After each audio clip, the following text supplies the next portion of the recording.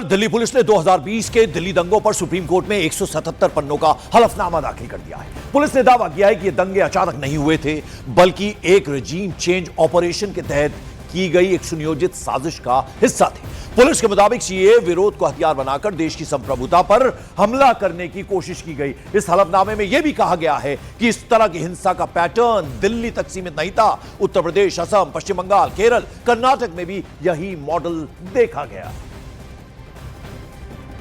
और अनन्या भटनागर हमारे साथ इस वक्त सीधे जुड़ रहे हैं। अनन्या, क्या अपडेट है इसके बारे में कि किस तरह से बाकायदा सुनियोजित साजिश रची गई थी? जी हाँ पंकज, साफ तौर पर न्यूज़ 18 का एक बड़ा एक्सक्लूसिव न्यूज ब्रेक कि एफिडेविट जो है वो काफी बातें कहता है।